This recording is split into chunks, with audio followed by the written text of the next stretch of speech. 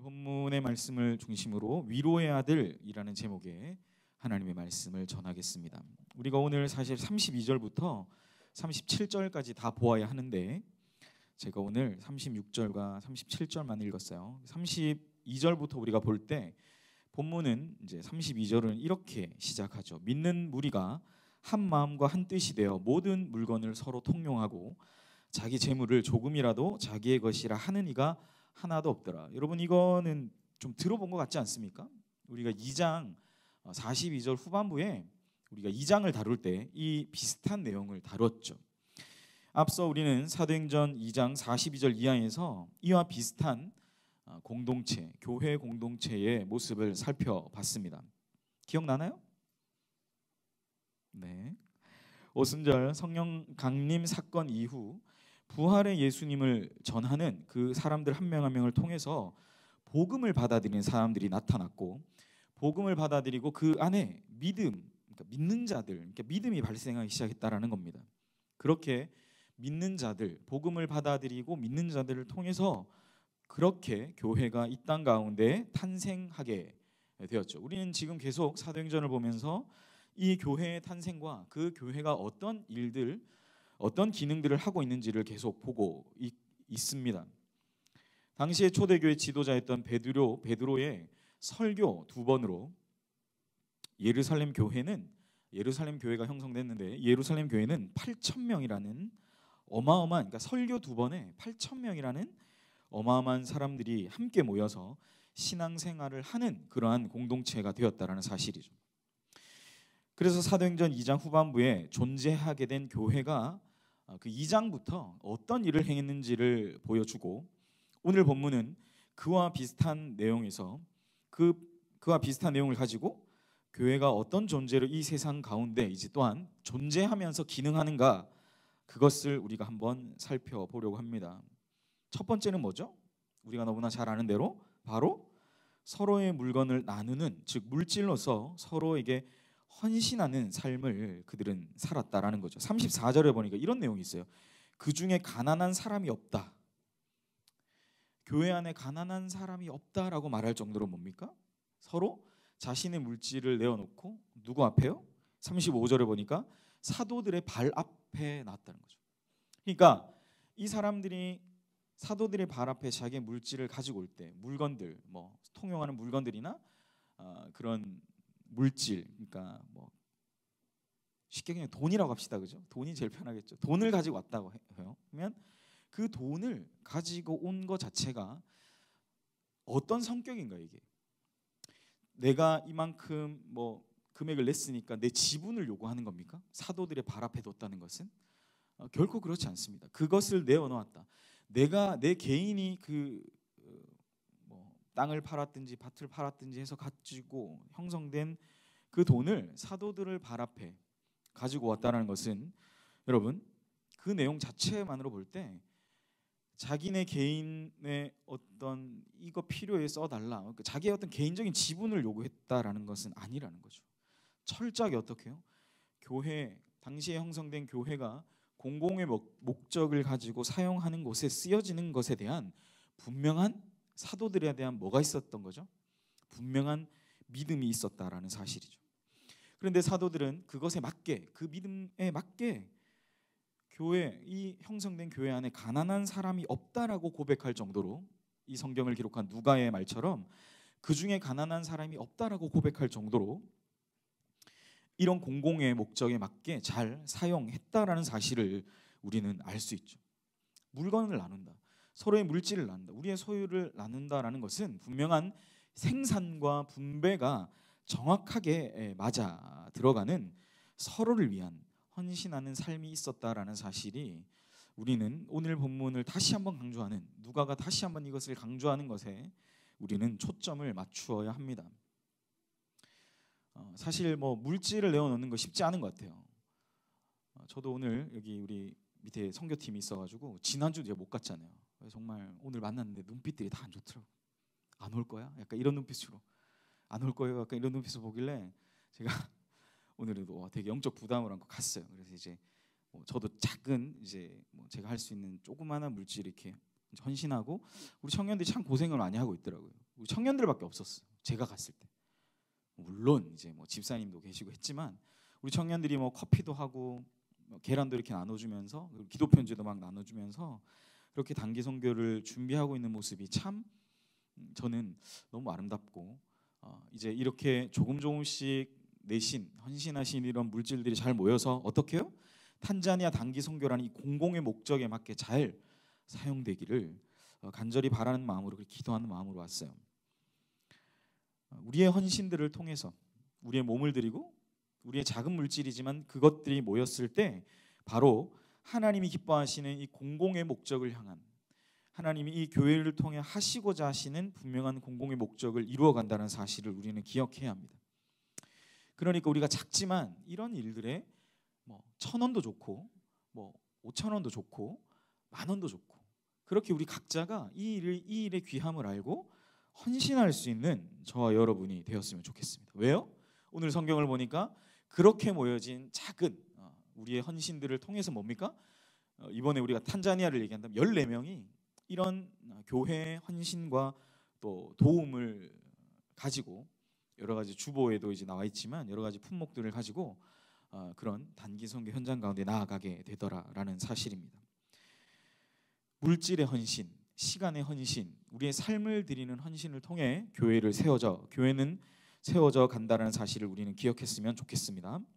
두 번째는 이제 33절에 이런 내용이 있죠. 사도들이 큰 권능으로 주 예수의 부활을 증언하니 무리가 큰 은혜를 받았다라고 성경은 기록을 하고 있습니다. 그러니까 두 번째는 우리가 이렇게 헌신하고 하나님께서 허락하신 공공의 목적을 향해 나아가기 위해서는 예수의 부활을 증언함을 통한 큰 은혜를 받는 게 너무나 중요하다는 거예요.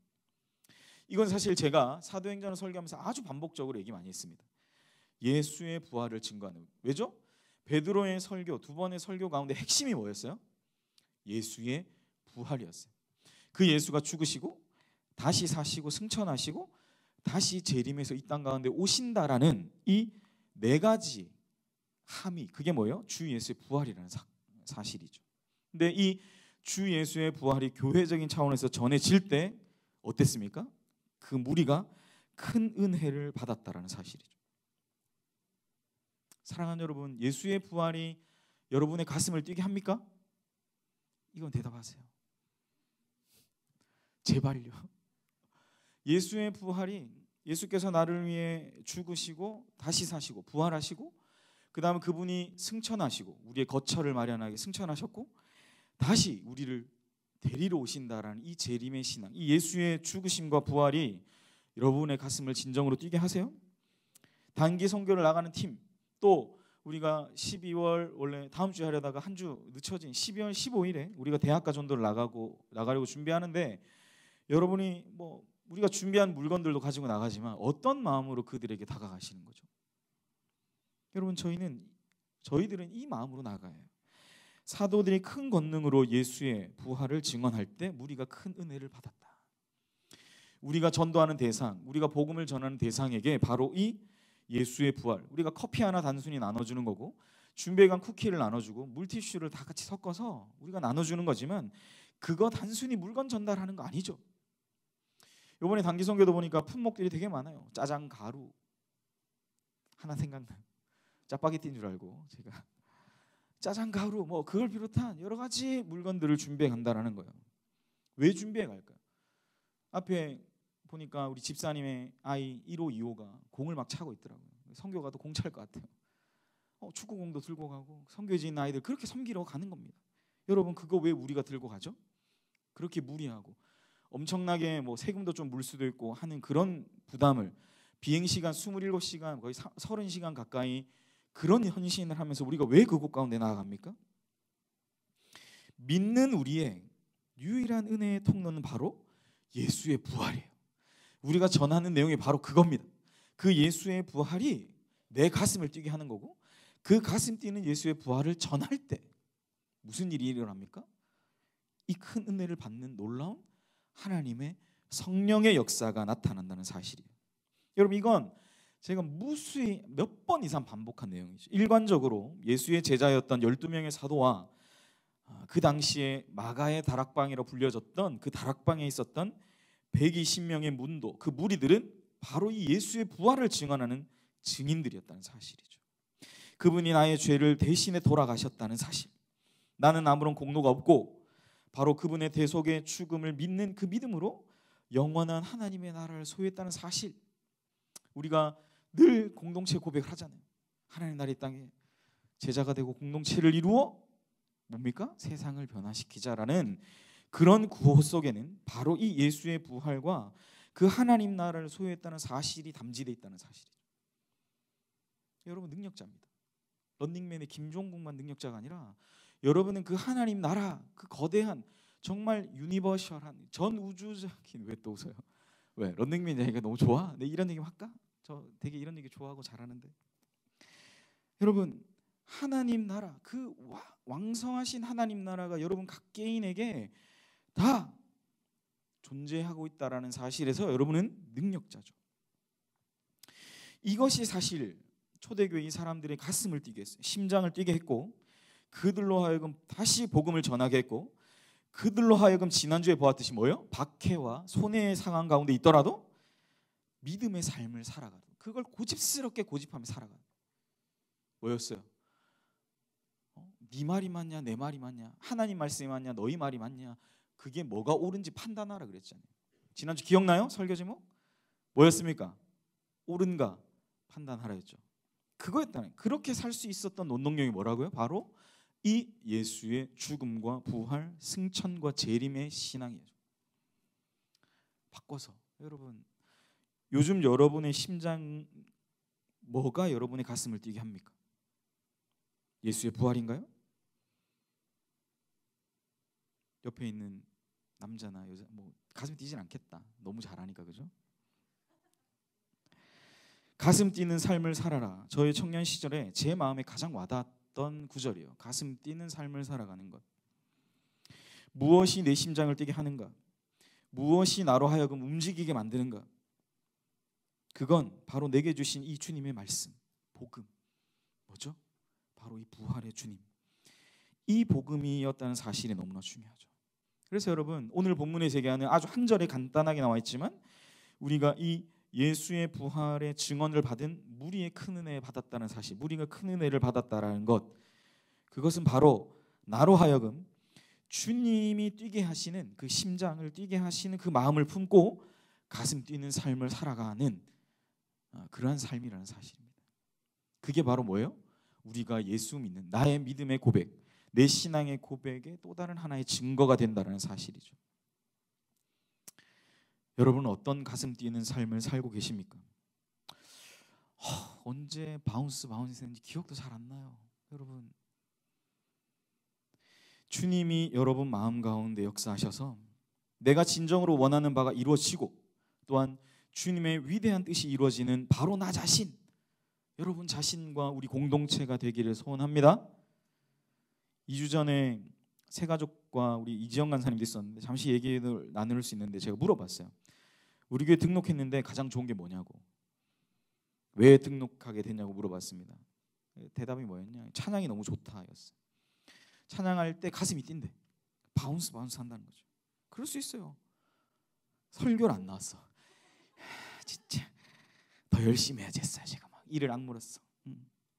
여러분, 공동체 사람들이 좋아지는 거예요. 왜요? 그 찬양 하나로 좋아지는 거예요. 그 사람이, 공동체가 좋아지는 거죠. 그렇게 뭡니까? 주님의 공동체는 점점 더 영역과 뭐 인원도 마찬가지 확장되어 나가. 그게 사실은 사도행전을 보여주는 교회의 모습이었어요. 가슴 뛰는 삶을 살아가는 것. 이 가슴 뛰는 삶은 어떻게 될까요? 전해지는 거죠. 옆에 있는 사람들은 점점 좋아지는 거예요. 내 것을 주고 싶죠. 서로가 점점 좋아지는 그런 은혜가 우리 예수가족, 우리 청년, 지체들, 우리 공동체 가운데 있기를 주님의 이름으로 소원합니다. 무엇보다 부활의 주님이 점점 더 좋아지는 저와 여러분 되었으면 좋겠어요. 이 복음의 능력이 여러분 가운데 나타난 바 되는, 바로 그 큰 권능으로 예수를 전함을 통해 받게 하신 그러한 큰 은혜가 여러분 안에 역사하기를 소원합니다. 예수님이 점점 더 좋아지시기를 축복해요. 할렐루야. 예수 때문에 살아가는 거죠. 마지막이 이제 좀 특이한데요. 이게 좀 특이해요. 그러니까 2장에 없던 내용이 나옵니다. 뭐냐? 36절. 그게 제가 36, 37절 읽은 거죠. 구브로에서 난 레위족 사람이 있으니 이름은 요셉이라 사도들이 일컬어 바나바라. 근데 그 바나바를 번역한 뭐예요? 위로의 아들.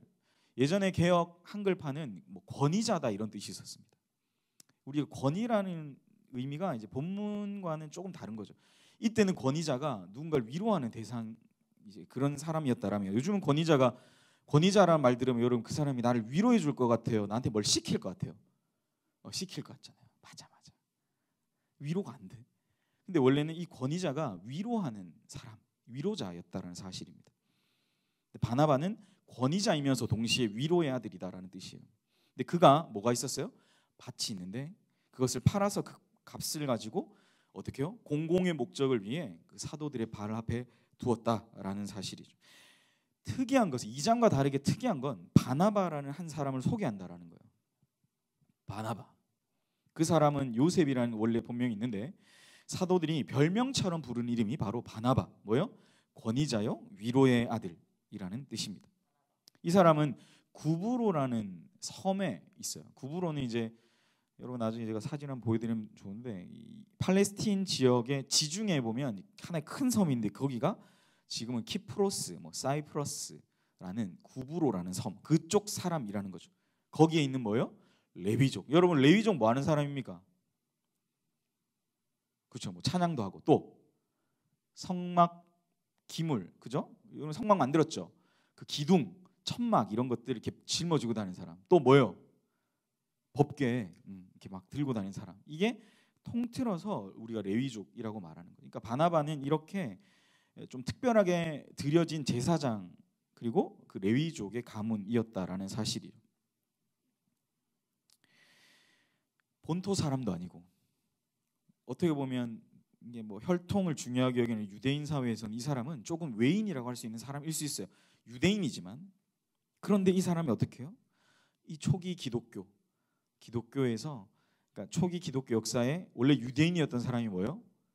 개종한 거죠. 유대인이었다. 개종한 사람이에요.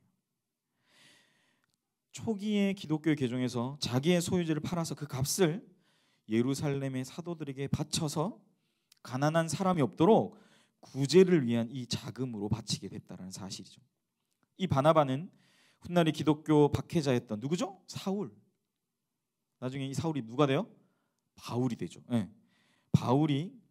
사울이 예루살렘에 가서 제자들과 사귀고자 했죠. 이 사도행전 9장에서 우리가 볼 건데 사울은 원래 기독교를 박해하는 사람이었어요.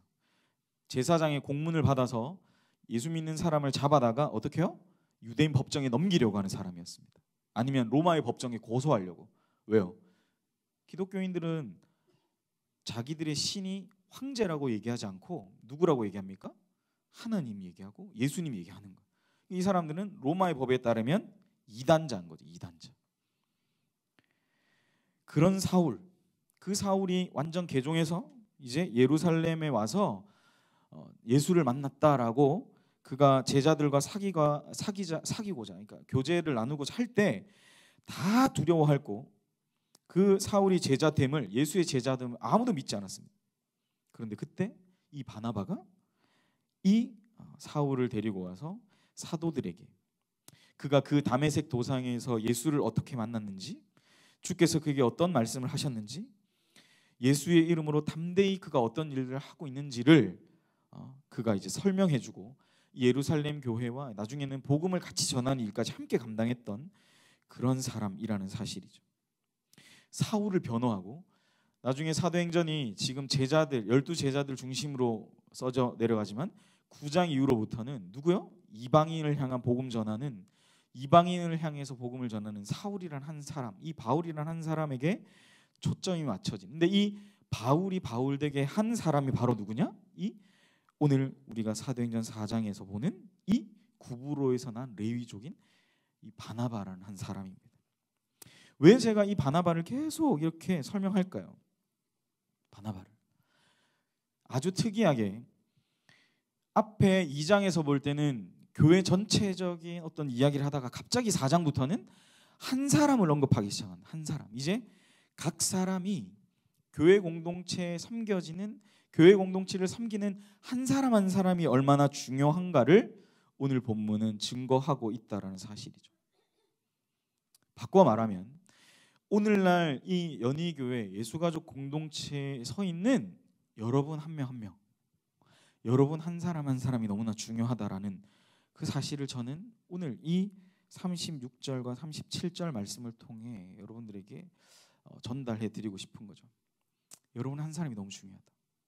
바나바라는 한 사람, 그가 결국 공동체 전체를 자기의 헌신과 자신의 것을 들여서 공동체 전체를 위한 위로의 아들, 권위자요 위로의 아들로서 그가 사역했던 이 모습을 통해서 하나님은 오늘 우리에게, 우리 모두가 각 사람에게 진정한 위로자요 진정한 섬기는 자로 나아가기를 원하신다라는 사실이 이제 중요한 하나의 하나님의 말씀이라는 사실이죠. 제가 어제 가족장들한테 그랬어요. 오늘은 가족 모임 할 때 절대 가족원들을 비난하거나 가족원들의 허물을 들춰내지 마라.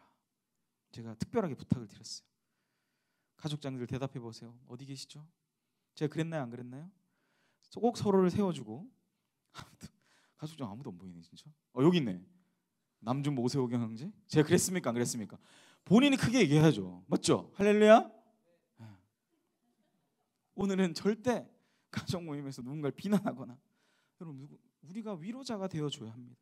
그 사람의 위로자, 그 사람의 이야기를 들어주는 자가 되어야 한다. 가족장이 너무 얘기를 많이 하지 마라. 저 그랬어요. 얘기 많이 하지 말고 이젠 가족 모임에 가서 가족원의 얘기를 들어라 라고 얘기했습니다. 여러분 중요한 건 뭐예요? 2장 후반부에는 어떤 사람도 언급되지 않았어요. 그죠? 교회가 이런 역할을 했다라는 얘기만 했죠. 그런데 오늘 4장에서는 특별하게 이 바나바라는 한 사람을 언급하고 있다는 사실, 등장시켰다는 사실. 그가 나중에 훗날 우리가 지금 다 보지 못했지만 엄청나게 사도행전 안에서 좋은 역할들을 하더라는 거죠. 바나바가 일관적으로 했던 일은 힘들고 어렵고 때로는 잘못됐던 사람마저도 그 허물을 부여잡고 그를 공동체성을 이루어가는데 그를 최대한 활용하려는 사람이었다라는 사실이죠. 그러한 위로의 아들, 그러한 공동체성을 이루어가는 그런 예수가족 우리 청년 지체들 모두가 되기를 주님의 이름으로 간절히 축복합니다. 복음의 공동체성과 큰 은혜를 받는 것, 그게 나 자신에게만 함몰되지 않고 그를 철저하게 우리 주변의 사람들과 함께 나누는 자리 가운데 나아가는 우리 귀한 예수가족 우리 지체들 되기를 소망해요. 가족장들의 인도로 오늘 GBS 나눔을 할 때 이러한 우리 안에 공동체를 향한 또 나 자신에 대한 여러 가지 많은 이야기들을 함께 나누며, 특별히 나 자신의 유익이 아닌 단순히 오늘 본문은 물질의 헌신으로 사람을 세웠다라고 표현하지만 사랑하는 우리 청년 공동체를 위한 주님의 분명한 부르심과 그 뜻 가운데 여러분 자신을 쳐서 복종케 함 있는 그런 은혜가 있기를 간절히 소망합니다. 말씀을 정리할게요. 오늘 우리는 한번 보았던 본문이지만 점점 성숙해가는 교회의 모습을 봅니다.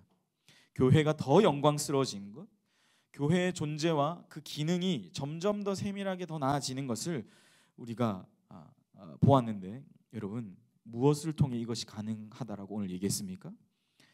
바로 우리가 서로를 향한 우리의 헌신들, 나보다 남을 더 낮게 여기는 그런 마음들, 또한 주 예수의 부활을 증언하면서 큰 은혜를 받아 나 자신에게만 함몰되거나 국한되지 않고 점점 주변을 향해 뻗어나가는 그러한 복음의 세계성을 우리는 살펴본 거죠. 복음의 공동체성과 주님의 부활에 깊이 참여함으로 주시는 그 큰 은혜와 또한 복음이 나 자신에게만 제한되지 않고 점점 내 주변으로 흘러 들어가는 그러한 이 세계적 복음의 능력을 우리가 생각하면서 나아가면 좋겠습니다. 우리에게 주신 복음의 위대함과 그 신실함은 오늘 우리 교회 공동체의 정체성을 결정한다는 사실을 아울러 여러분 기억하시기 바랍니다. 예수님 좋으세요? 여러분 어떤 공동체가 되기를 원합니까? 마음껏 꿈꾸고 마음껏 상상하세요. 그리고 그것이 이루어지기 위해 내가 어떤 역할과 기능을 해야 될지를 고민하는 그런 예수가족 되었으면 좋겠어요. 그것이 바로 주님의 몸된 공동체를 향한 예수님의 뜻이고, 여러분 좋다 그랬죠? 여러분이 좋아하는 그 예수님의 뜻이에요. 그리고 그 주님이 그러한 우리의 길의 안내자가 되신다는 사실, 주님으로 인해 다시 한번 여러분 가슴 뛰는 삶을 살아가는 복된 저와 여러분 되었으면 좋겠습니다.